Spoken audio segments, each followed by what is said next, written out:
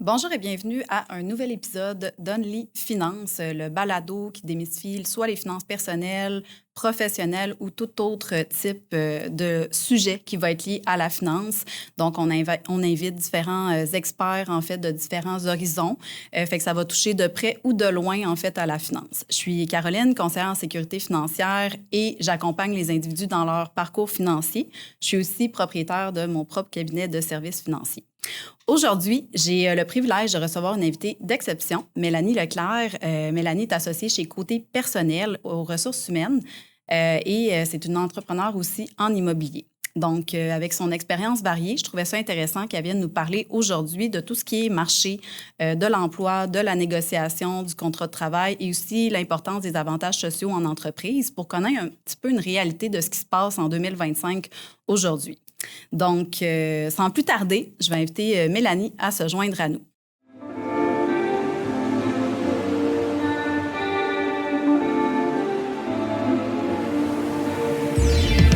Bonjour et bienvenue sur les ondes d'Only Finance, le podcast dynamique et sans tabou où on parle d'argent et de finances avec Caroline Charret, votre conseillère en sécurité financière, représentante en investissement et en assurance et rente collective.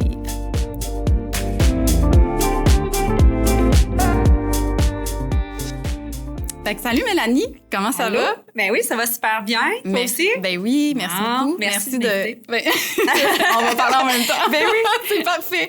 Mais merci de te prêter au jeu. Là. Je pense que c'est la première fois que tu disais que tu participais à un podcast. Fait que tout à fait. Ça va bien aller. Peut-être que ça va donner le goût d'en faire d'autres. Ben, je suis convaincue. Puis je suis bien accompagnée aujourd'hui pour mon premier podcast. Fait que merci de m'avoir invitée. C'est vraiment très apprécié. Puis ça va être plaisant de parler d'enjeux. RH avec toi, des pratiques RH de façon générale. Donc, exact. Je trouvais que c'était, tu sais, c'est ça, j'ai expliqué un petit peu là, dans l'intro. C'est souvent des sujets de près ou de loin, mais je trouve que justement, le marché du travail, ça passe par les finances, veut pas, parce que le travail, c'est là où on gagne de l'argent. Après ça, c'est là où on fait la planification financière. Puis pour les propriétaires, autant pour ce qui est des employeurs que pour les employés, il y a quand même des enjeux qui vont changer, qui vont évoluer là, au fil des années là, de ce côté-là. Fait que peut-être que ça va aller justement aider certaines personnes à mieux se positionner, se faire conseiller selon la situation d'emploi ou d'embauche dans laquelle ils se trouvent. Fait qu'on pourrait peut-être commencer par... Tu voulais-tu rajouter quelque chose sur ton parcours? Je t'ai présenté rapidement, là, mais tu pourrais peut-être élaborer un petit peu plus. Ça te tente? Ben oui, ben oui, ça me tente absolument. Ben c'est ça, tu l'as dit un peu tantôt. J'ai deux chapeaux. J'ai un chapeau... en fait, à la base, j'ai fait un bac en ressources humaines, concentration... en administration, concentration ressources humaines. Puis après ça, j'ai occupé des fonctions plus dans des organisations en tant qu'RH. Fait que j'ai monté des départements RH. Puis après ça, j'ai découvert un peu la fibre entrepreneuriale. Je suis la seule dans ma famille qui a cette fibre-là. Donc, je me suis découverte au fil du temps, exactement. Puis, j'ai décidé de me partir à mon compte en RH parce que c'était mon expertise que j'avais développée au fil des années. Fait que je me suis partie en RH à mon compte. Puis ensuite de ça, tu sais, veux pas, tu sais, quand on rencontre la clientèle d'affaires dans notre créneau, j'ai développé une mini-passion pour l'immobilier. Donc, sur le side un peu. Et puis, j'ai décidé là, de m'investir dans des clubs d'investisseurs immobiliers du Québec, des choses comme ça. Puis là, j'étais allée faire des formations ici et là. J'ai rencontré des gens, puis au fil des ans, j'ai monté un parc immobilier avec des collaborateurs. Mais tu sais, c'est sûr que mon cœur d'entrée de jeu est vraiment RH. Fait que ça fait 15 ans que je fais des ressources humaines. Fait que t'en as vu de toutes les couleurs. Oui, surtout, en fait, oui, en entreprise privée, j'ai vu beaucoup de situations, mais on s'entend qu'en entreprise, tu es dans une organisation. Il y a plusieurs situations RH qui se passent à l'intérieur de l'organisation. Mais quand on est en pratique, en consultation, puis là, la pratique en consultation que j'ai un chapeau de recruteur, mais j'ai un chapeau aussi de conseiller en ressources humaines. Donc, je vais dans les organisations, dans les entreprises, surtout les PME. Et là, je viens leur donner un coup de pouce, soit en relation de travail, implantation de politique. Ça dépend qu'est-ce qu'ils ont besoin de ce côté-là. Ouais. Chaque situation doit être différente. Tout à fait. Et là, c'est là qu'on voit beaucoup de situations différentes. Donc, Je trouve que c'est très enrichissant d'échanger avec les entrepreneurs des PME ici au Québec. Donc, puis là, tu peux les comprendre aussi maintenant que toi aussi, tu es entrepreneur en plus. Tout à fait. Je comprends ça. On pourrait peut-être commencer avec, justement, c'est quoi le portrait du marché du travail au Québec actuellement? Bien, tu sais, la réalité de l'embauche au Québec, je te dirais, je peux pas passer sous silence de la pénurie de main-d'œuvre. Tu sais, ça, on entend parler de ça beaucoup. Hey, juste une petite parenthèse. Ça se peut que je te coupe des fois parce que mon cerveau, pendant que je t'écoute, il continue de se poser des questions puis d'avoir des idées, puis je veux pas les perdre. Mais là, tu me parles de pénurie, puis il y avait vraiment une grosse pénurie d'emplois que je me faisais dire aussi par mes clients. Mais là, j'ai entendu dire que les employeurs reçoivent vraiment énormément de CV dernièrement. T'as-tu vu ça aussi? On dirait qu'il n'y a plus tant une pénurie où c'est peut-être des CV, mais des personnes non qualifiées. Je ne sais pas si tu as vu ça aller aussi. Vraiment, excellente question. Okay. Puis, en fait... une question par-dessus une question. Oui, mais il y a effectivement une pénurie de main-d'œuvre, mais ce n'est pas dans tous les secteurs d'activité non plus. OK? Il y a des secteurs d'activité qui sont plus touchés que d'autres. Puis, tu sais, je vais y revenir tantôt. Oui. On avait en tête, là, ensemble, on avait défini des facteurs, tu sais, en lien avec ça, mais on y reviendra. Mais oui, puis aussi, il y a des gens qui sont non qualifiés, tu sais, fait que, il y a toutes sortes de comment je pourrais dire, de façon d'expliquer ce genre de pénurie-là. Mais en fait, tu sais, la situation démographique ici au Québec, tu sais, on la voit jusqu'en 2035. C'est là qu'on va toucher le fond du baril en termes de pénurie de main-d'œuvre. OK. Quand même, hein?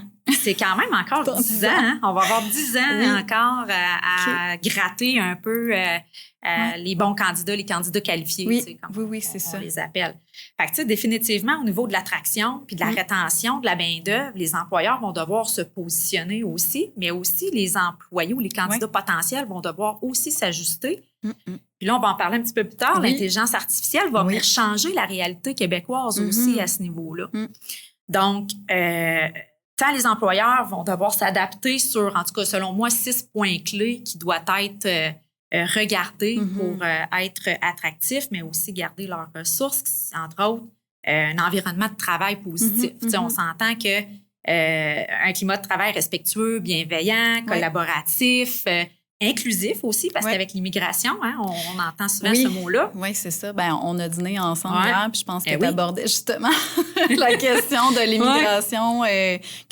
Ça fait un petit bout que c'est commencé. Là, si je me fie, encore une fois, à mes clients, j'ai certains clients qui font affaire avec des firmes justement pour aller chercher du personnel à l'extérieur du Canada. Mais tu sais, c'est fou comment que ça change, là, si je peux me permettre l'expression, mais ça évolue vraiment beaucoup de ce côté-là. Fait que je pense que de ce que je comprends, tu sais, les employeurs, ils ont changé aussi un peu leur méthode de processus et les valeurs de l'entreprise. Tu sais, c'est beaucoup ça que je vois véhiculer aussi là, dans ce qui va être... Oui, il y a le salaire, là, mais tu sais, c'est pas que le salaire puis les conditions d'emploi nécessairement qui va faire en sorte que les employeurs vont attirer des nouveaux employés, là. Non, c'est ça, effectivement. Puis il y a aussi toute la notion de marque employeur. Tu sais, c'est important aussi de travailler sa marque employeur également pour être attractif. Puis aussi, tu sais, il y a la notion intergénérationnelle aussi qui vient. C'est ça qui est un autre défi aussi pour les employeurs. Tu sais, dernièrement, j'ai fait des postes en comptabilité, en recrutement, parce que je me spécialise plus au niveau des comptables que les autres créneaux. On les offre aussi chez nous. On a d'autres experts qui sont attitrés aux autres créneaux. Mais moi, je me concentre principalement sur ce créneau-là. Puis, il y a des jeunes comptables qui me disaient ouais, Mélanie, tu sais, on les appelle Génération Z, là, les 18-28 ans. Là. Puis, il me disait Mélanie, moi, je cherche vraiment une entreprise qui a une responsabilité sociale, environnementale, tu sais, forte. Fait que, tu sais, de plus en plus, il y a ça aussi qui vient se greffer à qu'on n'avait pas avant. Qu'on n'avait pas nécessairement avant. Mais avant, il y avait d'autres enjeux. Oui. Mais là, ces enjeux-là, là, c'est en date de 2025, ça ressemble pas mal à ceux-là avec avec la nouvelle génération. Puis, est-ce que tu dirais... ça l'a changé dans les attentes, justement, là, des employés. Mais est-ce qu'il y a d'autres choses qui ont changé, justement, dans les attentes des candidats qui peuvent devenir des employés, justement? Oui, bien, en fait, tu sais, il y a l'innovation et la technologie. Tu sais, ça, c'est un élément, en tout cas, clé selon moi. les attentes des employés envers les employeurs. Okay? Oui, ouais. Il y a entre autres aussi la rémunération compétitive. Tu sais, là, on parle par là des avantages sociaux, la rémunération directe, mais il y a aussi la rémunération indirecte. Fait qu'il faut qu'un salaire soit juste et qu'il reflète le marché aussi. Fait que ça, c'est important. Tout ce qui est congé payé, régime de retraite, toutes ces choses-là. Tout ce qui est autour, qui peut être horaire flexible aussi. Horaire flexible. On parle souvent du télétravail. Puis là, on commence à avoir des tangentes à ce niveau-là. Avec la pandémie, on était pas mal 100% télétravail. Fait que là, c'est dur de dire que c'est pas possible, tu sais. C'est ça. Mais honnêtement, Caroline, c'est surprenant parce que je vois une tangente. Les employeurs de plus en plus demandent du 100% présentiel. Plus en plus. Puis pourtant, j'aurais jamais pensé ça, honnêtement. Moi non plus. C'est sûr qu'en proportion, il y en a encore beaucoup qui offrent le hybride. Je te dirais que c'est la formule la plus privilégiée, si on peut dire, parce que tant pour les employeurs que les employés, je pense que le hybride, vraiment, c'est une formule qui est là pour rester pour les prochaines années. Je pense que c'est un beau compromis entre les deux. Puis même, j'ai accompagné un client la semaine passée, puis il dit, nous, là, quand tu es à la maison, on dit pas tu travailles de la maison. On appelle ça une période de production. Fait que les gens se mettent en mode production. Fait que même qu'à la limite, ils s'empêchent d'avoir certaines rencontres pendant ces périodes-là. Puis ils ont vraiment défini les plages. Comme il y en a un de mes clients, les lundis, les vendredis sont au bureau. Mais le mercredi, tout le monde est en télétravail, tu sais, la formule production. La formule production. Fait que c'est ça. Fait qu'il y a toutes sortes de formules, tu sais, tout dépendamment de la valeur, des valeurs et de la culture aussi de l'entreprise. Là. Fait que, tu sais, il y a des réalités qui viennent aussi s'accrocher à ça. Là, on peut pas... Puis ça dépend, c'est quoi l'emploi, là? Si t'es une clinique vétérinaire, c'est un peu dur de faire du télétravail. Là. Exactement. C'est ça, ça dépend de l'environnement puis dans laquelle, tu sais, dans la mesure du possible, tu sais, on va le dire comme ça. J'ai pensé à ça parce qu'un matin, j'étais allée dans une clinique vétérinaire, puis tu sais, là, je me suis dit, oublie ça, là. Tu sais, des travails, c'est juste impossible, mais tu sais, des travails administratifs comme le mien, moi, je privilégie le hybride, mais tu sais, encore là, j'ai une de mes adjointes qui est à Saint-Hubert, là, fait que c'est 100% télétravail, puis trouve des méthodes quand même pour se parler, puis essayer d'avoir justement une proximité quand même, là, parce que tu veux développer une connexion aussi avec la personne, mais tu sais, tout se fait quand même assez bien, là. Tantôt, tu me parlais des facteurs, justement, là, qui contribuent à la pénurie. Là, on a dit, on va y revenir, mais on serait rendu là. Parfait, ça. On y va. On est rendu là. Tu sais, honnêtement, il y a les départs à la retraite, on va le dire, les baby boomers sont sortants. Hein, fait que définitivement... C'est un bout qui sortent, là. C'est ça. Facteur démographique, là, tu sais, c'est ça. Fait que c'est bien entendu, il y a les départs à la retraite. On a parlé un petit peu tantôt l'immigration. Hein? Donc, tu sais, les politiques en immigration que le gouvernement, tu sais, il jongle avec ça, hein, parce qu'à un moment donné, entre autres, je vais prendre un exemple bien concret, il y avait des quotas que les entreprises devaient respecter en termes de pourcentage. Donc, on parlait du 20 À un moment donné, on est passé de 10 à 20, puis là, on est passé de 20 à 10 de la retraite. Exact. Fait que, tu sais, toutes des petites choses comme ça qui font en sorte que ça vient changer les facteurs contributifs là, à la pénurie de main-d'œuvre. On a parlé un petit peu tantôt, les secteurs touchés. Hein, comptabilité, finance, c'est des secteurs qui sont touchés par la pénurie. Tout ce qui est construction, tout ce qui est manufacturier, c'est des créneaux, des secteurs d'activité qui sont plus touchés. Je ne dis pas que les autres ne sont pas touchés, là, mais c'est vrai. Ceux-là qui sont genre, moi, j'ai été chanceuse là, d'avoir des candidates dans ma recherche récente, mais j'appréhendais beaucoup parce que dans mon milieu, tout le monde dit hey, une adjointe, c'est tellement dur à trouver, puis tout. Puis j'étais comme, OK. Fait que, tu sais, j'appréhendais, là. Fait que je me dis, je suis quand même chanceuse. On parlait, tu sais, la notoriété là, des médias sociaux. Exact. Là. C'est ça. Fait que c'est sûr qu'il y a des secteurs qui sont plus touchés. Puis même, j'ai rencontré, je fais une parenthèse, là, mais je me souviens plus de son nom. J'espère que Sam écoute, elle le prendra pas mal. Mais j'avais rencontré une femme qui avait déjà été en finance avant. Là, maintenant, elle a une entreprise de gens qui sont au Madagascar, puis ils sont spécialisés dans les services financiers, mais pas juste la planification financière, là, mais la comptabilité aussi et tout. Fait qu'elle sous-traite de l'heure, puis là-bas, tu as sûrement déjà vu ce modèle-là. Là. Fait que si elle s'est spécialisée là-dedans, c'est parce qu'il y avait probablement justement une demande, là, tu sais. Oui, un besoin de demande. Ouais, je sais pas comment que... Je peux aller assez loin là, dans l'information, là, mais tu sais, il y a toutes sortes de mécanismes, justement, pour essayer d'aider les entrepreneurs à avoir de l'administration, tu sais, au niveau de l'emploi. Mais il y a sûrement d'autres solutions qu'ils peuvent trouver aussi, les employeurs. Ben oui, puis tu sais, puis je veux juste rajouter une parenthèse sur ce que tu viens de dire parce que tu viens de me faire penser à quelque chose, Caroline. Tu sais, aussi, je disais finance, là, mais en comptabilité, entre autres, il y a l'ordre des CPA. Tu sais, des fois, puis tu sais, je donne un exemple bien concret. Quelqu'un qui provient, par exemple, du Maroc, qui s'en vient immigrer ici, puis qui a déjà une expertise en comptabilité au Maroc, il vient ici, OK? Il y a possibilité d'exercer, bien sûr, en comptabilité, mais tu sais, on a des normes, tu sais, au niveau du provincial, du fédéral. On a un ordre professionnel qui est l'ordre des comptables professionnels agréés. Fait que, tu sais, si on veut avoir une certaine certification dans le livrable, la qualité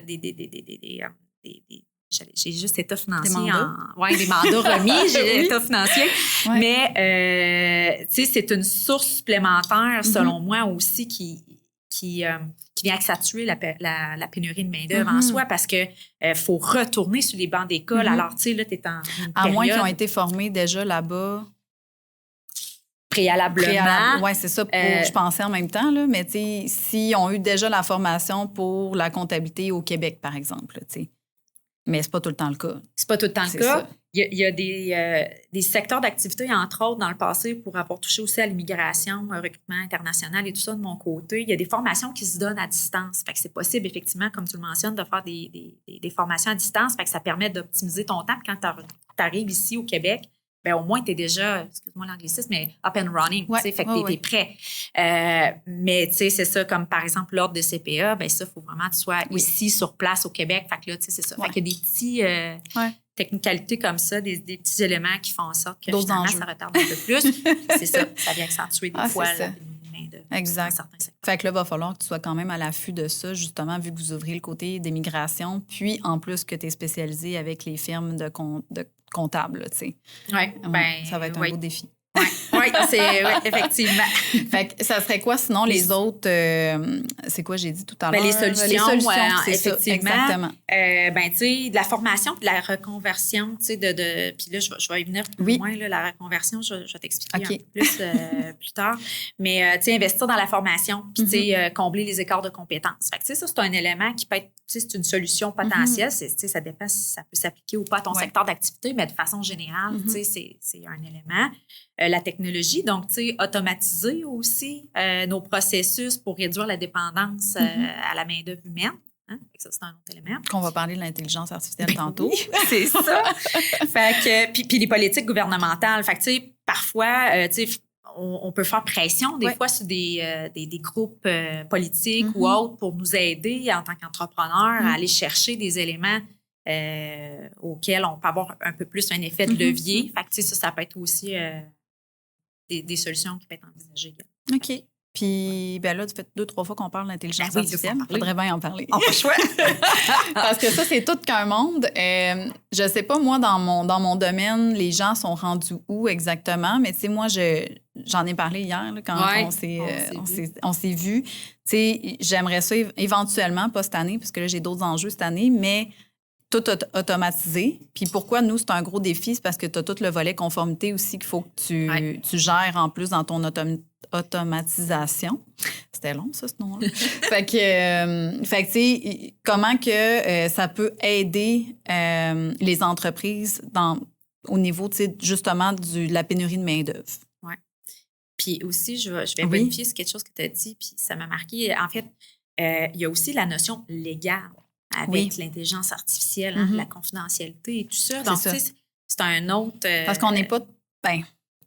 on ne sait pas trop, tu sais, comment ça va se transmettre, tu sais, dans le temps. Est-ce que ça va être... Parce que, tu sais, des fois, je l'ai essayé, là. Je me souviens plus du programme, mais c'est pas grave de toute façon.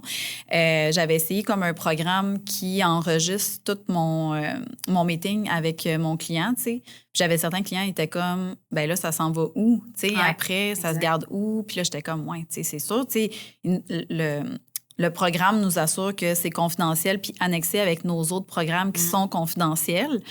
Mais, tu sais, ça prendrait quasiment j'ai juste disclaimer là, dans ma tête, là, mais tu sais, quelque chose pour dire, ben on utilise ça. Ben c'est ce qu'ils ont fait, là, l'autre cabinet à qui j'ai parlé. Mais, tu sais, en même temps, il y a d'autres aspects qui sont pas liés à l'intelligence artificielle qui peuvent apporter aussi une fuite des données, là, tu sais. Ouais. Fait que je sais pas comment que ça va se comporter dans le futur, là, mais il y a beaucoup de choses à penser que juste, hey, ça me tente d'implanter ça, let's go, faut vraiment que tu t'informes bien aussi, là. Fait que j'imagine qu'il y a des secteurs, c'est plus facile là, aussi là, de l'implanter. Ben oui, que d'autres, effectivement. Puis, tu sais, on recule juste de 15 ans. Tu sais, moi, quand j'ai commencé en RH, il n'y avait pas de notion de télémédecine. Tu sais, mettons, tu sais, copilote, ChatGPT, ça vient de sortir ou presque, là, tu sais, là. Alors, tu sais, définitivement, je suis sûre que tous ces outils-là vont changer notre réalité québécoise au niveau du travail. Ça, c'est clair. De quelle façon? Je ne sais pas exactement. Peut-être dans 15 ans, chose certaine, par exemple, très concret, en recrutement, un poste de commis comptable, il y a 15 ans, j'en avais à recruter. Maintenant, presque pas. Okay. C'est minime. Pourquoi? Parce qu'il y a l'arrivée, par exemple, des logiciels comptables qui, tu prends une photo avec ton téléphone, ça se saisit automatiquement, ça rentre dans ton logiciel comptable. Tu n'as plus besoin de saisir de la donnée. Classer des papiers, tu sais, avant, là, 15 ans, j'avais embauché quelqu'un qui faisait quasiment ça 40 heures semaine. Là, de classer des papiers. Bien, c'est ça, on n'est plus là maintenant. Là. On est vraiment, tu sais, on est rendu à un autre niveau juste en 15 ans. Alors, dans 15 autres années, même c'est dans là 10 ans. Même 10 ans, tu sais. Puis même, je pense même 5 ans. Ça va être autre chose. C'est vrai. Fait que, tu sais, tantôt, je te parlais de reconversion. Là, ben, tu sais, ben, c'est un peu ça. Tu sais, les gens qui occupent ces fonctions-là vont devoir, tu sais, se questionner à dire, OK, ben là, moi, là, de quelle façon, tu sais, je change pas mes habitudes, mais comment je change mes... les processus internes, mettons? Ou, ben, comment je vais me recycler, moi, en tant qu'individu? Ah, pour la personne que l'emploi... Oui, exact. Parce que, tu sais, dans 15 ans, ça existe est en train de disparaître, mettons. Ben, tout à fait. Alors là, tu sais, puis tantôt, on parlait, tu sais, de formation et tout ça.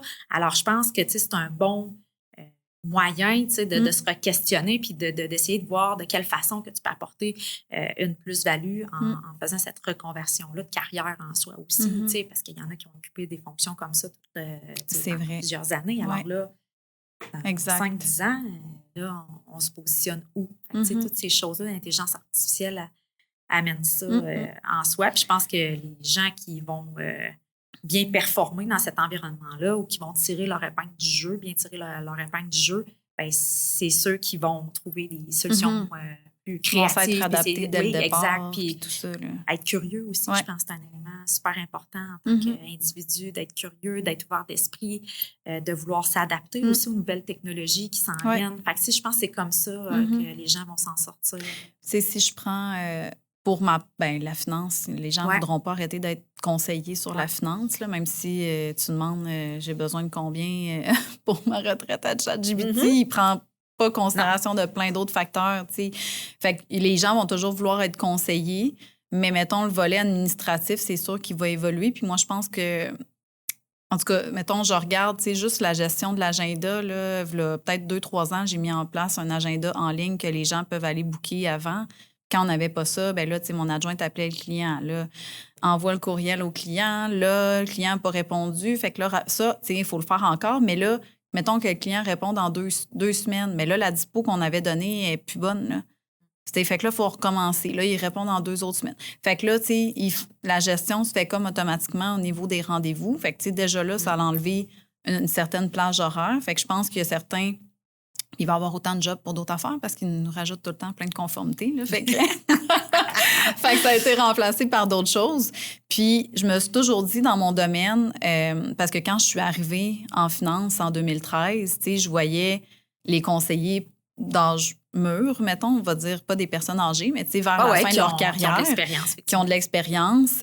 ils commençaient à un peu avoir de la difficulté avec les propositions en ligne, parce que là, c'était en train de tout se faire en ligne. J'étais arrivée comme entre la transition du papier puis tout ce qui s'est en allé vers le virtuel, puis les papiers virtuels, les PDF, tout ça. Puis je voyais là, que c'était comme rochant. Puis là, je me suis dit, OK, moi, c'est vraiment important qu'au fur et à mesure que ma carrière avance, que je m'adapte tout le temps selon ce qui se fait au niveau de la technologie, puis que je reste up-to-date là-dessus, parce que sinon, je vais me faire envahir, par ça. Là. Fait que, des fois, je parlais avec un client encore cette semaine, il dit « Ah, j'aime pas ça, la technologie. » Puis là, dans la cinquantaine, j'étais comme hey, « Il va peut-être falloir que tu t'y mettes un moment donné, parce que, quand il va avoir, mettons, 70, là, ça va être encore plus loin au niveau de la technologie, tu sais.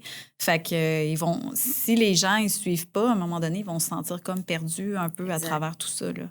Puis c'est aussi pour rester concurrentiel. Parce que si on le fait pas, notre compétiteur va le faire. Exact. Fait que, tu sais, c'est vraiment un art de la guerre. Puis c'est sûr que l'intelligence artificielle, c'est là pour aider, mais, tu sais, entre autres, tu sais, tout ce qui est en lien avec l'intelligence émotionnelle. Ouais. Là, ça va être des qualités que tant un candidat va devoir posséder qu'un employeur va rechercher chez un candidat éventuellement. Donc, tu sais, l'intelligence artificielle va pas essayer de tempérer. Hey, tu sais, Caroline, comment qu'elle va le matin? Tu sais, je suis pas sûre là, tu sais, qu'on va se rendre là dans quelques années, là, mais peut-être dans 40 ans, t'as de bain, on sait pas. Voilà, ça sera autre chose. Mais... Je vais avoir vendu. Ouais, c'est ça. Moi, je vais être avec une canne, d'après moi. Mais c'est sûr, à quelque part, ce côté-là, tout ce qui est émotion, empathie, va être à développer. Là. Fait que, c'est ceux qui vont avoir déjà une force de ce côté-là qui vont en bénéficier. D'avance. C'est ça. Ouais. Fait que ça va être important de se former là-dessus, lire sur la psychologie, essayer de comprendre comment fonctionne le cerveau humain. Donc, on va être dans ces aires-là dans les prochaines années. Donc, je pense que c'est des compétences qui vont être indéniables puis très recherchées. 100%. Puis, au niveau de la négociation du contrat de travail, pour autant, mettons qu'on parle côté employeur pour commencer, ça serait quoi les conseils que tu aurais à donner pour structurer une offre qui est attrayante, mais pas... Tu sais, là, je l'ai vécu. Là, des fois, tu as une candidate que c'est vraiment wow, mais ça ne fit pas avec le budget, puis mettons la catégorie d'emploi qui est offerte. Faut pas en tout cas, ça, c'est mon opinion, là, mais il ne faut pas que tu deviennes comme émotif, dire, mais là, j'avoue, fait que j'accepte n'importe quel budget. T'sais. Fait que c'est quoi les conseils que tu donnerais de ce côté-là? Tout à fait. Écoute, d'entrée de jeu, je dirais d'analyser les besoins, d'analyser vos besoins dans vos organisations, puis de dire, identifier les exigences du poste, les compétences spécifiques requises, la valeur aussi que le candidat va amener à l'organisation. Puis là, il y en a beaucoup dans les entreprises, ils ont des échelles salariales. Ouais. C'est très bien. C'est très bien d'en avoir parce que ça crée une balise, mais en même temps, il ne faut pas être fermé à la balise. Puis je m'explique, avoir une certaine flexibilité dans la balise. Parce que à un moment donné, peut-être que tu vas avoir un super candidat. Puis, tu sais, tantôt, je te parlais d'essayer d'anticiper la valeur que ce candidat-là potentiellement peut amener à ton organisation. Bien, c'est d'avoir une certaine flexibilité aussi au niveau du salaire. Sans être inéquitable non plus avec les autres personnes qui sont en place dans l'organisation. Ça, c'est important. Exact. Aussi, parce que là, on va créer d'autres choses. Parce que les salaires, c'est un sujet très sensible. Mais sincèrement, les gens s'en parlent beaucoup entre eux. Ça peut paraître un peu bizarre de dire ça, mais c'est un fait. C'est vraiment des sujets sensibles, mais les gens s'en parlent entre eux. C'est drôle parce que me semble qu'au Québec, l'argent, c'est un peu tabou. Fait que j'aurais pas pensé que les employés se partageaient leurs revenus. Oui, puis tu sais, ça se fait par cellule, dans le sens, tu sais, c'est pas tout le monde ensemble. Tu sais, mettons, quelqu'un, par exemple, d'un plancher de production va pas nécessairement, tu sais, parler de son salaire avec quelqu'un, mettons, qui est dans le volet administratif, mais entre eux, quand, tu sais, il y a des... Le même emploi, mettons. Des gangs, un peu, des fois, qui se créent, là, aussi. Fait que puis il y a des amitiés aussi qui se font au bureau. Tu sais, les gens, là, sont dans un mode un peu plus confortable. Fait que, tu sais, des fois, ils partagent certaines choses sans nécessairement dire, je gagne, mettons... 70 000, ben, ils vont peut-être dire j'ai une augmentation de 2 Ouais, puis là, c'est ça. je vais toucher telle affaire. Fait que là, tu sais, puis finalement, tu finis par décoder c'est quoi le salaire de la Ouais. personne. Oui, c'est ça, exact. Ouais. OK. Fait que de suivre la grille, c'est bon, mais peut-être pas d'être intransigeant sur la grille non plus. Exactement. Mais tu sais, il faut que tu sois capable d'expliquer si jamais ton employé te questionne pourquoi lui, tu as fait une augmentation de 2 puis pas à moi, mettons. Tu sais, il faut que tu sois capable de le justifier aussi parce que probablement qu'il va t'en parler. Là, tu sais. Tout à fait. C'est certain qu'il va t'en parler. C'est ça. C'est certain qu'il va l'avoir vécu à plusieurs reprises. Mais tu sais, puis ça, on va y revenir. Ben, je vais y en parler tout de suite. Okay. Je vais t'en parler tout de suite parce que je pense que tu avais un point par rapport à ça, mais au niveau des employés, tu sais, moi, je dis tout le temps, apporter des faits concrets sur vos réalisations. Okay. Tu sais, quand on vient négocier un salaire, c'est ça, là, c'est l'autre volet qu'on avait appris. C'est pas grave, son chevauche entre les deux. Là. Parfait. Fait que c'est ça. Fait que moi, je dis tout le temps aux gens, parfait, tu veux une augmentation de salaire? Fine. Mais viens la justifier par des réalisations concrètes. Puis qu'est-ce que tu as fait? Puis garde-toi à la limite un fichier Excel. Puis mets tes mois à la limite. Puis là, viens te mettre c'est quoi tes réalisations, tes bons coups aussi. Puis après ça, quand tu arrives en position pour négocier avec ton employeur, tu peux pas juste dire ça fait longtemps que je suis là, tu sais. Ben non. C'est ça, effectivement. C'est pas un argument de taille, là. Puis en même temps, plus que tu es outillé avec des réalisations concrètes, ben, tu gagnes en crédibilité également aussi. Oui, puis tu sais, en tant qu'employeur, on n'est pas... En tout cas, moi, je suis pas mes employés de tout ce qu'ils font. Là. Fait qu'il y a peut-être des affaires qui ont fait que moi, je me suis même pas rendu compte. Ouais. Fait que si moi, je suis comme ça, c'est sûr qu'il y en a d'autres qui sont de même. Là. En tout cas, j'espère qu'ils ne suivent pas leur employé à la lettre parce que sinon, il y a d'autres choses qu'ils font pas qui est super important. Effectivement. Fait que, tu sais, de l'amener comme ça, ben là, il y a peut-être des choses, tu sais, que ça va faire réaliser à l'employeur aussi que... C'est la justification, justement, de ne pas juste dire, ben là, moi, ça fait longtemps que je suis là, fait que là, je serais due, tu sais. Exact. Puis, tu sais, en même temps, souvent, ça, c'est humain, c'est des réflexes humains. On va se fier sur les dernières semaines, les 3 dernières semaines, ou même le dernier mois, peut-être les 2 derniers mois. Puis là, on va réfléchir, c'est mon augmentation de salaire. Puis là, ben même l'employeur, là, tu sais, il ressort ses notes, là, il dit, OK, qu'est-ce qu'il a fait dans l'année? Est-ce que, tu sais, ça a été livré?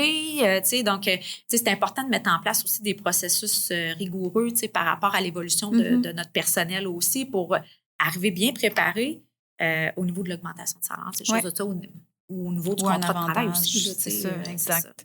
Ouais. Parce qu'on a effleuré un petit peu le sujet tantôt, je pense, par défaut. Mais on disait, c'était quoi les offres attrayantes, justement, des employeurs? Puis on a parlé, les avantages non monétaires qu'on a discuté, la flexibilité, la reconnaissance, etc. Y a-t-il d'autres choses qui pourraient faire en sorte que ça soit attrayant, tu sais, pour... C'est quoi que tu vois qui est le plus important pour les employés, autre que le salaire, mettons? C'est une bonne question, hein? Effectivement. Puis oui, puis en fait, c'est en termes...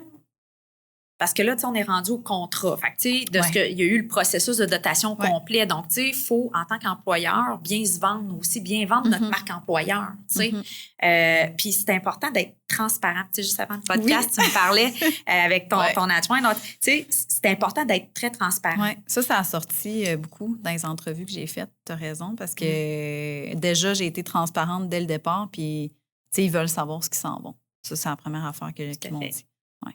Puis ça vient dans la communication. Puis, tu sais, de part et d'autre, je pense que tant les employeurs que les employés s'attendent à ce qu'il y ait une saine communication. Puis, je pense que la transparence fait partie aussi de la communication. Fait que, tu sais, quand on est transparent d'entrée de jeu, je pense que là, après ça, ça met une certaine ouverture. Puis, quand on est dans l'ouverture, après ça, on est en mode écoute. Donc, là, je parle écoute active. Je parle pas juste écouter. Puis là, quand tu écoutes, tu penses à autre chose dans ta tête.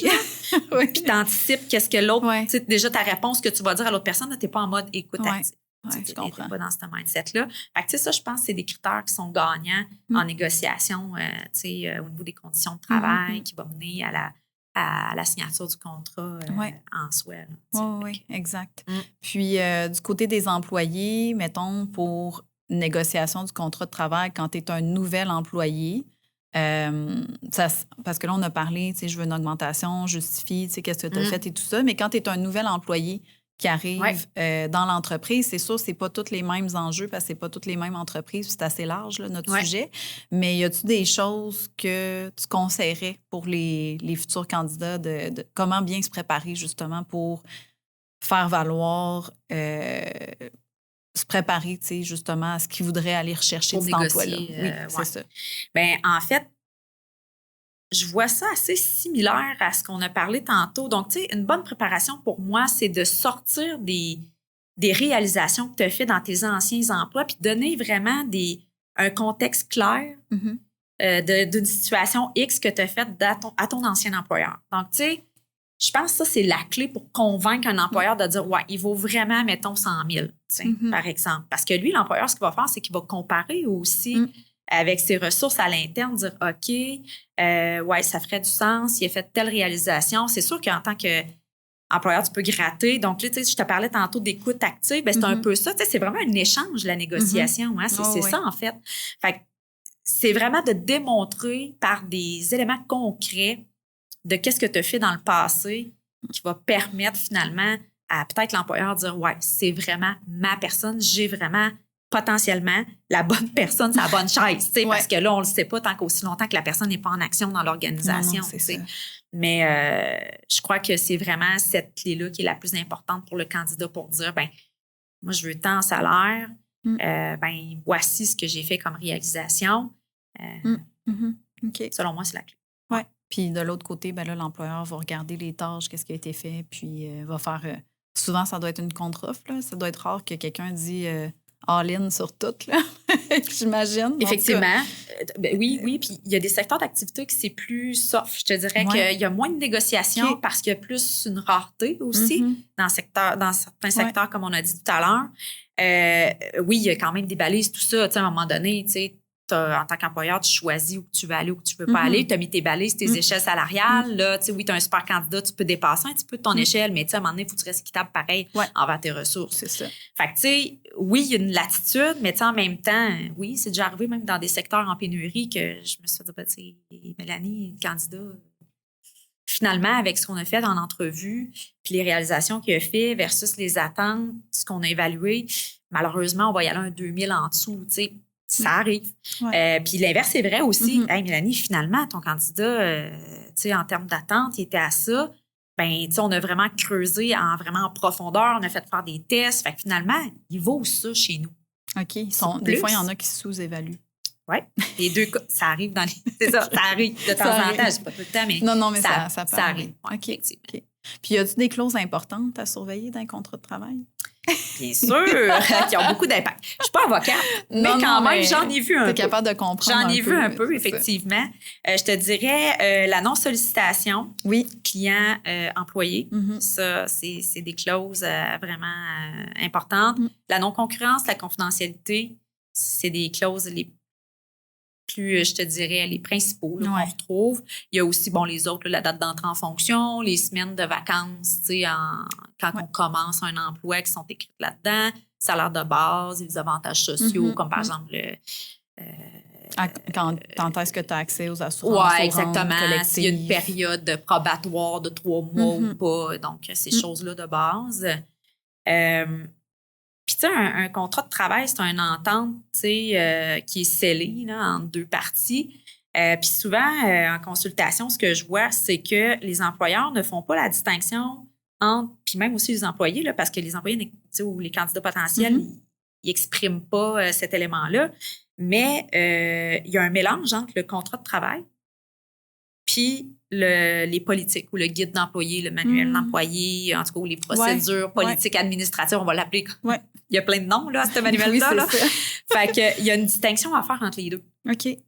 Le contrat de travail, ben en fait, on vient, comme je disais, sceller l'entente.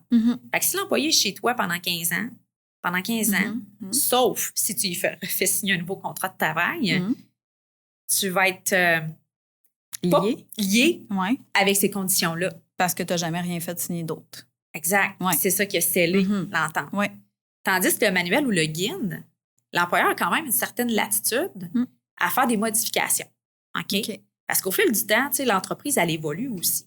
Donc, tu sais, les besoins changent. On sonde souvent les employés, les besoins, c'est ça, changent. Fait que là, on veut adapter nos façons de faire. Alors, si tu mets tout dans le contrat de travail, tu n'as aucune latitude pour modifier puis bonifier ton offre pour être attractif en tant qu'employeur. Fait que ton contrat de travail n'est pas supposé d'être très... c'est quoi le mot que je cherche, mettons? Pas élaboré, là, mais lourd, tu sais. Exact. Parce que tu peux juste mettre qu'est-ce qui est important, les clauses que tu disais important, plus les conditions, le salaire, puis l'entente que vous avez eue, tu sais, s'il y a un salaire progressif ou, tu sais, tout ce qui a été conclu entre les deux, puis garder le guide des tâches, les vraies tâches, finalement, administratives, bien là, ça, c'est comme séparé parce que, tu sais, ça, à un moment donné, justement, ça fait 15 ans qu'il est là, puis au début... il s'en passe là, dans les 15 prochaines années qu'on a dit. Là. Ah oui, puis même dans un an, il se passe tellement de choses. Mettons là, qu'il classait des papiers. Là. Puis là, finalement, en cours de route, tu lui as dit, ben non, là, tu classes plus des papiers, tu vas répondre à des courriels aux clients, puis tout ça. Puis ça se fait tranquillement, pas vite, là, justement, quand il y a des changements. Ben là, ça devrait pas être dans le contrat de travail, ça devrait être dans le guide. C'est ça. Les tâches ne devraient jamais être dans le contrat de travail. Elles devraient plus se retrouver dans le guide ou dans le manuel en soi. Je vais donner un exemple bien concret. Il y a un client qui voulait revoir son régime de retraite. Puis lui, il contribuait. Fait que pour certains employés, il l'avait déjà écrit dans le manuel. Pas dans le manuel, excuse-moi, dans le contrat. OK? Puis là, il voulait le changer, puis il voulait le bonifier. OK? Fait que, ça faisait en sorte qu'il dit, ben là, là, c'est sûr que c'est positif dans le sens je veux le bonifier, mais il faut quand même que je rencontre ces personnes-là parce que dans le contrat de travail, c'est écrit ça. Fait que là, il y avait comme un glitch, là. Fait que là, il savait plus trop par quel bout de pogner ça, tu sais. Fait que même si c'est positif, dans le sens c'est pas moins, tu sais, il diminuait pas le régime, il l'augmentait, mais tu sais, là, il se dit comme, moi, j'ai écrit ça là, dans le contrat de travail, puis c'est scellé, comment, tu sais. Et là, c'est sûr qu'ils vont vouloir le re-signer parce que, tu sais, ils ne changent pas d'autres clauses, puis c'est bonifié. Mais mettons que ça aurait été vraiment l'inverse. Qu'est-ce que ça serait passé, Mélanie? Puis, tu vois, nous, on met des choses en place pour nos clients. On en parlait aussi des avantages sociaux, mais je pense pas que mes clients, ils pensent à refaire signer le contrat de travail nécessaire. En tout cas, mais tu sais, parce que je me dis, hey, c'est une bonne idée de faire penser. Tu sais, moi, en tant que c'est pas ma job, mais tu essaies tout le temps d'apporter le plus de support à tes clients. Fait que je me dis, hey, c'est quelque chose que je pourrais dire à mes clients, tu sais, quand on met en place quelque chose. Souvent, là, ces temps-ci, c'est des REER collectifs, là, parce qu'il y a la loi qui a passé depuis une couple d'années, puis là, ils sont rendus plus sur les PME, justement, les 10 employés et moins, là, mais tu sais, je suis pas sûre qu'ils pensent à ça, là, de refaire signer le contrat de travail. C'est ça. C'est toutes des petites affaires comme ça à réfléchir qui peuvent avoir des impacts, mais tu sais, ça n'a peut-être pas d'impact sur le coup, mais c'est après ça, quand il arrive une situation, là, t'es là, oh là là, OK, là, comment je gère ce bout-là? Je le prends par où? Là? Donc, voilà. C'est ça. Parce que, tu sais, si, mettons, il dit, je sais pas dans quelle situation ça pourrait arriver, là, mais je sais pas, c'est pas écrit dans son contrat, puis là, l'employeur, il est de mauvaise foi, puis finalement, l'employé est comme pas protégé parce que l'employeur, il a dit qu'il offrait ça, mais vu que c'est pas écrit dans le contrat, on va suivre comme plus le contrat. En tout cas, j'essaie de voir une situation qui pourrait arriver, là, mais tu sais, pour avoir des situations, surtout si c'est moins, là, finalement, qu'il ne peut plus offrir tel niveau d'avantages sociaux puis il réduit. Oui. C'est plus dans ce contexte-là, quand c'est moins. Ça serait plus dans ce contexte-là. C'est certain. Personne ne va chialer que c'est plus, là, tu sais. Mais c'est clair, tu sais. Mais en même temps, un employeur qui veut vraiment faire play puis, tu sais, respecter à la lettre les choses, ben là, tu sais, c'est ça. Fait que ça amène des enjeux, fait que à se questionner, je pense. Oui, c'est ça. Exact. C'est un bon... C'est un bon point. J'avais ma petite tête qui roulait. J'étais comme, c'est vrai. Puis au niveau des avantages sociaux, tu trouves que c'est... Tu sais, toi, tu es plus dans le milieu de... Parce que, tu sais, moi, je fais des avantages sociaux. Là, fait que, tu sais, tout ce qui est... Puis, tu sais, il y a plusieurs formes d'avantages sociaux. Là. Dans le fond, là, je parle des assurances collectives, les rentes collectives. Les rentes collectives, on appelle ça les fonds de pension, mais un vrai fonds de pension, c'est pas ce que le monde pense. Un fonds de pension, c'est plus tu travailles justement au public, puis tu as un régime de prestations à cotisation déterminée ou à prestation déterminée. Il y a un syndicat qui gère ça, mais normalement, moi, je suis plus dans les PME, puis c'est pas des fonds de pension, là, tu sais. Effectivement. Fait que des fois, j'entends le monde dire « Ah oui, j'ai un fonds de pension », puis là, je fais « Oui, mais est-ce que c'est vraiment un fonds de pension ou c'est un REER collectif? » C'est un REER collectif, souvent, là. Mais ça, est-ce que tu dirais que il y a vraiment... Est-ce que les employés accordent une grande importance parce qu'on met ça en place, puis nous, en tant que conseillers, tu sais, on croit vraiment aux avantages sociaux et tout. Des fois, malheureusement, la façon que le système est monté pour des employés de 10 personnes et moins, ça dépend c'est quoi. Là, les REER collectifs, ça, c'est faisable, mais je parle, mettons, au niveau des assurances, c'est plus touché des fois là, à mettre en place. Nous, étant donné qu'on a vraiment 2 volets, tu sais, niveau planif individuel, puis, je dirais, avantages sociaux, dans l'individuel, on est capable de tricoter quelque chose d'intéressant qui va peut-être sortir du cadre des assurances collectives standards, là, mais tu sais, on peut penser, tu sais, dans des petites entreprises, des fois, on va juste offrir l'assurance salaire, tu sais. Par exemple, fait que là, l'employeur va payer l'assurance salaire à son employé clé ou une assurance vie. Fait que c'est pas de l'assurance collective, mais c'est quand même des avantages sociaux qui peuvent être attrayants pour un candidat qu'on veut vraiment aller chercher, justement, puis qu'on n'est pas capable de mettre en place une vraie assurance collective en place. Puis sinon, il y a un autre fournisseur qu'on a qui font c'est comme tout le monde on appelle ça poolé. Mutuelle, dans le fond. Oui. Bien, c'est pas une mutuelle, c'est plus comme un produit complètement à part qu'ils ont fait. Puis là, je nomme pas de fournisseur parce que je veux pas faire de promotion dans mon podcast et tout. Si vous avez des questions, vous viendrez me parler. Mais il y en a un, entre autres, que c'est vraiment... ils ont 3 plans différents. Fait qu'il y a plan 1, plan 2, plan 3. Puis c'est tous les mêmes prix. Fait que tout le monde du plan 1, tout le monde, dans toutes les entreprises là, qui sont assurées, plan 1, plan 2, plan 3, ils ont tous le même prix. Puis tu peux pas déroger de qu'est-ce qui est offert. Tandis que dans l'assurance collective, bien là, tu peux négocier, tu peux mettre tes barèmes. Bien, moi, c'est après tant d'heures par semaine, mettons 30 heures semaine, plus 6 mois d'embauche, etc. Ouais. Mais là, avec cette compagnie-là, tout est comme déjà pareil pour tout le monde. Puis, ça prend juste 2 assurés, dans le fond, pour pouvoir le faire en santé. Fait que après ça, ben ton coût il est plus stable parce que des fois, il y a certaines situations. Tu sais, je pense un des groupes que j'ai sont à peu près peut-être 6-7. Puis là, il y en a un seul qui avait le régime familial. Fait que là, lui, ça coûte une beurrée. Mais oui. Parce qu'il est seul à supporter. Tu sais, les autres sont tous soit exemptés ou en plan individuel. Fait que là, on a mis ça, bien, on va le mettre en place là, au 1er mai prochain, justement parce que là, pour eux, c'était plus viable.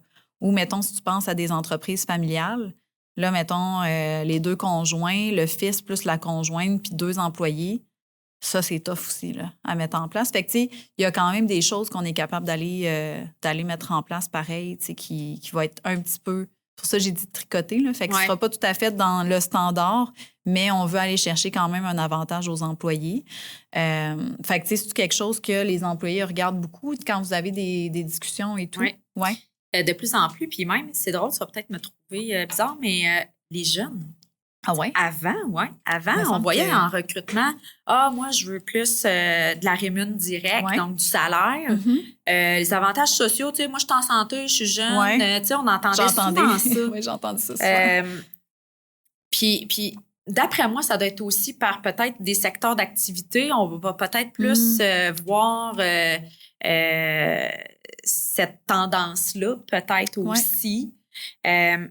Mais définitivement, même les plus jeunes, je le vois de plus en plus, ils veulent un régime d'assurance collective. Puis aussi, tu sais, soit RPDB, tu sais, bon... les rentes collectives. Les rentes collectives. Ça englobe toutes ces affaires-là. Toutes ces réponses. Exact. Fait que, tu sais, je le vois aussi dans le recrutement. De plus en plus, les jeunes veulent ce volet-là. OK. Ça me surprend quand même aussi, mais je parle plus avec les employeurs qu'avec les employés, mais... C'est pas un gros sujet qu'on aborde avec les clients en individuel non plus. Là. Fait que toi, c'est sûr que tu vois plus qu'est-ce qu'ils veulent, tout ça. Là. Exact. Puis, tu sais, il y en a souvent, tu sais, je pense entre autres, honnêtement, je suis convaincue que le... En plus, c'est que maintenant, on a, tu sais, tu as le plan standard, là, santé dentaire, assurance salaire, puis paramédicaux, tout ça. Mais l'assurance collective, elle s'est beaucoup bonifiée aussi dans le temps. Tu sais, on a la télémédecine maintenant qui est incluse dans le plan. Tu as aussi le compte de soins de santé, puis le compte de soins, ça, c'est bien-être. C'est un peu similaire, là, mais tu sais, le compte de soins de santé, lui, dans le fond, c'est carrément comme si... l'employeur te donne un montant par année que tu peux utiliser, puis tu peux compléter sur n'importe quel soin médicaux ou autres. Là, si la liste est quand même assez élevée, là, fait que je ne ferai pas la liste, ça va être un peu plate pour nos auditeurs. Puis le santé bien-être, lui, ça, je pense que ça doit être quand même populaire là, auprès des jeunes. C'est vraiment, tu veux aller t'acheter une paire de skis, ça compte. Tu peux le passer dans ton assurance collective parce que c'est le bien-être de l'employé. Tu as la maladie grave aussi. Maintenant, quelqu'un qui a un cancer, par exemple, vont donner X montant d'argent. Fait que, ça s'est vraiment beaucoup bonifié puis évolué. Fait que je pense qu'il y a beaucoup de choix quand même là, au niveau autant de l'employeur que de l'employé d'aller chercher, ben moi, ma gang, c'est quoi qui est le plus important pour eux puis qui fait une différence. Là. Fait que dépendamment de si c'est des gens dans quelle tranche d'âge, ben c'est ça. Ils vont pouvoir s'ajuster là, de ce côté-là, mais c'est intéressant. Oui. Bien, je pense que les gens recherchent la flexibilité. De façon générale, là, j'inclus les plus jeunes travailleurs, les travailleurs en fleur de la carrière, les gens avec plus d'expérience. Fait que souvent, je pense que les régimes d'assurance collective, s'ils sont flexibles, ça donne un avantage, je pense, à l'employeur pour accommoder un peu toute la clientèle qui est différente finalement au bout du compte là, avec parler d'intergénérationnel. Oui, bien c'est ça. Quelqu'un de 20 ans versus 50, il n'y aura pas les mêmes besoins nécessairement. Là. Puis quelqu'un de 40 non plus, il a sa famille, puis tout. C'est ça. Fait que lui, ça va être plus ses besoins familiaux. Fait que, tu sais, c'est sûr que c'est pas évident d'avoir tout le temps de la flexibilité si tu es un petit groupe, mais plus que tu es un gros groupe, plus que tu peux avoir de la flexibilité. Là. C'est ça, des fois, tu sais, je pense que les employeurs, ils veulent vraiment, mais les assureurs, eux, ils ont quand même des barèmes à respecter et tout ça. Fait que des fois, on a un petit conflit avec qu'est-ce qu'on veut avoir, le prix, puis qu'est-ce qui est possible aussi de faire. Puis ça, on s'en est pas parlé, là, mais ça me fait penser parce que j'ai eu une discussion ce matin. J'ai beaucoup d'employeurs qui disent, je vais demander à ma gang qu'est-ce qu'ils veulent avoir. Puis moi, ce que j'ai remarqué, c'est bon parce que tu t'impliques tes employés, sauf que moi, je trouve que ça apporte un autre problème que personne veut la même affaire. Puis là, j'ai comme l'impression que tu te retrouves déchiré en prendre une décision. Puis là, peut-être qu'il y a un groupe qui va dire, ben là, il a favorisé telle personne ou tel autre groupe. Qu'est-ce que tu penses de ça? Écoute, je ris aussi là, parce que j'ai vécu ce genre de situation-là. Mais je te dirais, effectivement, dans les groupes qui sont plus gros, comme là, j'ai eu une entreprise dans la dernière année que j'ai accompagnée, il était 75. Fait que là, oui, on a sondé les employés, puis en même temps, ça se fond un peu plus dans la masse. Fait qu'il n'y a comme pas de favoritisme qui est perçu. Exact. Bon. Tandis que, aussi, dernièrement, j'ai accompagné une entreprise qui était beaucoup plus petite, qui avait 10 employés. Et là, le directeur financier me dit, on pourrait peut-être regarder, voir qu'est-ce que les gens préféraient. Je dis, non, on fait pas ça. Parce que, puis je dis, toi, tu dois savoir un peu comme, tu sais, comme directeur. De bonne foi, ben oui, puis tu sais, là, c'était de bonne foi. Là, lui, il était tout content. Il disait, on va sonder le monde. Je dis, tu sais, vous êtes 10. Ça fait plusieurs années que tu travailles avec ces gens-là. Tu dois avoir une petite idée de qu'est-ce qui pourrait être intéressant pour eux sans aller les sonder, tu sais, parce que là, c'est une plus petite équipe. Fait que, tu sais, vraiment, Annie, tu as raison, tu sais, je suis vraiment plus proche d'eux autres. Fait que, oui, il dit, je pense qu'on va y aller plus en mode décisionnel. Puis on va plus orienter à ce moment-là pour le programme. Puis on peut ajouter d'autres choses connexes à ça. Tu sais, tu disais compte santé bien-être. Ben, tu sais, cet employeur-là, finalement, il a décidé aussi de bonifier par lui-même, de mettre $100 par personne par année. Mais ça, c'est une politique qu'il a décidé d'instaurer par lui-même. C'est pas relié à l'assurance du poids. Fait que, tu sais, il y a tout le temps moyen de moyenner quelque chose pour trouver quelque chose d'intéressant pour un petit groupe aussi, je pense. D'être créatif là-dedans. Ça répond à ce que je pense aussi, parce que moi, d'habitude, tu sais, c'est pas mon rôle nécessairement, mais tu sais, par défaut. C'est ça, exact. Tu sais, je suis comme, je suis pas sûre que c'est une si bonne idée de faire ça. Tu sais, de sonder pour savoir, mettons qu'il n'y a pas d'assurance collective, puis là, tu veux sonder ta gang, aimeriez-vous ça?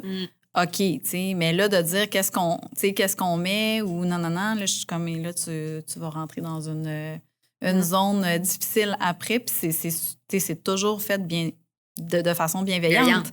Mais l'envers de la médaille de ça, c'est que ça peut amener certains conflits à l'interne. Si c'est une grosse entreprise, pas pire, parce que c'est comme la majorité. C'est exact. Mais une petite entreprise, puis moi, c'est quasiment juste des petites entreprises, là, fait que c'est touché. Oui, c'est plus délicat, effectivement. Exactement. Ouais, Puis pour ce qui est des rentes collectives, ben là, en fait, je sais pas si les gens ont des attentes, mais souvent, quand on implante quelque chose, je leur dis de commencer par la base. Là. Fait que souvent, c'est 2 l'employé met 2 mais j'ai déjà vu des 8 mais là, ça, c'est extrêmement rare. Là. Fait que je dirais que ça va être entre du 2 puis du 4, là, souvent qu'on va se voir. Là. Fait que, qu'on va se voir. Qu'on va voir. Alors, je me vois pas dans le 2 puis dans le 4, là, mais... J'ai de parler. Fait que j'imagine que c'est quand même la norme de ce que tu vois aussi. Là. Ben oui, puis ce que je vois, puis souvent auprès des candidats, on leur demande c'est quoi leurs conditions actuelles, tu sais. Fait que là, pour comparer, puis effectivement, c'est pas mal. Dans les petites, moyennes entreprises, 2-3 puis il y en a des fois 4, mais le salaire est un petit peu plus bas que le marché. Un petit peu. Fait que, ils viennent comme compenser en termes de rémunération globale. Fait qu'ils viennent mettre ça dans leur offre globale. Mais, ouais, puis dans les plus grosses entreprises, pour avoir recruté dans du parapublic aussi, ça, c'est démesuré, là, dans le sens que c'est vraiment un autre monde. Oui, c'est ça. Mais en petite, moyenne entreprise, c'est effectivement ce qu'on voit. Puis, ben ça, c'est plus pour nos auditeurs employeurs. T'es mieux d'avoir un REER collectif avec un RPDB annexé. Ouais. Ça, je pourrais l'expliquer une autre fois parce qu'on n'aura pas le temps aujourd'hui. Mais le RPDB ajoute pas... dans le fond, ça ne fait pas augmenter la masse salariale. Fait que si tu cotises directement dans le REER de ton employé, ça se fait, le REER employé-employeur, bien là, ça, c'est compté dans, justement, comme ton salaire. Là. Fait que le RPDB, lui, ne vient pas jouer, justement, sur ta masse salariale. Fait que ça a moins de frais. Puis pour l'employé, c'est la même affaire. Là. Fait que, des fois, c'est juste important de se faire conseiller parce que le côté fiscal, là, il est quand même important quand tu as plusieurs employés aussi. Oui. Ben, tu as tellement raison. Puis il y en a des candidats qui me rappellent Ah, Mélanie, non, c'est pas un REER qu'on a, c'est un RPDB. Fait que d'après moi, ce sont peut-être des gens qui t'ont consulté pour tes services. Ça se peut très bien. Exact. Okay. Il y a plus de courtiers qui font de l'assurance que les deux. Mais en tout cas, si tu as quand même fait une coupe de rente collective, là, c'est une information qui est quand même très importante à véhiculer là, à ton client, là, justement. Là. Fait que c'est un peu ça. Avant de terminer, je ne sais pas s'il y a des choses qu'on n'a pas parlé ou qu'on a sauté ou as-tu des conseils que tu donnerais aux employeurs et aux employés qui nous écoutent? Ben, écoute, définitivement, je pense que, dans le contexte du marché qu'on est présentement en 2025, qu'est-ce qui s'en vient avec l'intelligence artificielle et tout ça, tant du côté employeur qu'employé, je suis convaincue que la clé pour pouvoir se développer dans un futur puis être compétitif des deux côtés, vraiment, c'est de se tenir au courant du futur. Donc, ce que je veux dire par là, c'est bien se former, être curieux, développer toute l'intelligence émotionnelle qui entoure toute l'IA et tout ça. Puis, voilà. Fait que, si on fait un mapping de tout notre podcast, ça ressemble pas mal à ça. Donc, puis l'avantage de faire affaire avec toi, dans le fond, c'est que toi, tu es quand même au courant aussi de tout ce qui se fait à l'extérieur. Tu es comme une personne externe aussi, qui peuvent se référer, là, justement, là. Oui, bien, tant pour les candidats que les employeurs. Fait que, les candidats, souvent, ils viennent, ils nous contactent, ils nous disent, ben, tu sais, Mélanie, j'ai des questions par rapport au marché de l'emploi, j'ai des questions aussi par rapport à des pratiques de mon employeur, réorientation de carrière. C'est large, quand même. C'est assez large. Fait que, ça, c'est des éléments auxquels on va toucher. Puis au niveau des employeurs, ben, on vient les aider à structurer. Là, je parle plus pour le volet consultation. Puis oui, le recrutement. Là, on fait du recrutement pour les aider à avoir des ressources et à générer des revenus dans leur entreprise. Fait que oui, le volet recrutement, mais au niveau de la consultation, on vient mettre en place, il y en a que c'est de l'implantation de département RH, il y en a que c'est de créer des politiques, harcèlement psychologique, les manuels, le fameux guide qu'on parlait tantôt, mettre ça en place, des contrats de travail en collaboration avec des avocats. Donc, tu sais, il y a des formations aussi à l'interne, santé-sécurité. Il y a plusieurs volets. Tout ce qui touche les ressources humaines, c'est des créneaux dans lesquels on est habitué. puis que l'équipe est habituée, parce que moi, je touche pas à tous les créneaux. Je m'en associe à André qui fait plus de formation. Moi, je suis plus au niveau opérationnel, implantation de processus dans les organisations. Pas Audrey, mais André, plus au niveau des formations, tout ça. Okay. Donc, on a chacun nos spécialisations. J'ai Caroline aussi qui est plus spécialisée dans l'équité salariale, okay. Tu sais, tout ce qui est santé, sécurité au travail. Oh, c'est vaste, honnêtement, les RH. Fait que, tu sais, plus que qu'est-ce qu'on pense au niveau de tout ce qui peut être offert. Là. Fait que c'est super. Ben écoute, je te remercie vraiment beaucoup pour cette discussion enrichissante. Oui, absolument. Puis, j'espère que les auditeurs vont apprécier, mais je suis pas mal certaine que ça va guider ou ça va aider certaines personnes qui se retrouvent dans certaines situations. Puis si ça les aide pas encore assez, ben je vais mettre tes coordonnées pour qu'ils puissent, dans le fond, communiquer avec toi, puis tu puisses les diriger vers la meilleure personne là, dans ton équipe pour pouvoir les aider là, dans leur processus. Puis je vous invite à nous suivre sur nos différents médias sociaux. On est sur LinkedIn, Instagram, Facebook, TikTok, ça commence, mais il manque un peu d'amour. Mais en tout cas, ça s'en vient. On va en donner. Fait que je te remercie. Merci, Caroline. Ça a été un privilège d'être avec toi cet après-midi. Merci. Merci d'avoir été des nôtres pour cet épisode. Nous vous encourageons à partager votre avis et vos commentaires ou à prendre rendez-vous avec Caroline pour bénéficier de conseils financiers personnalisés. Pour découvrir notre contenu exclusif, suivez-nous sur Facebook, Instagram et LinkedIn au @Service financier Caroline Charret. À bientôt!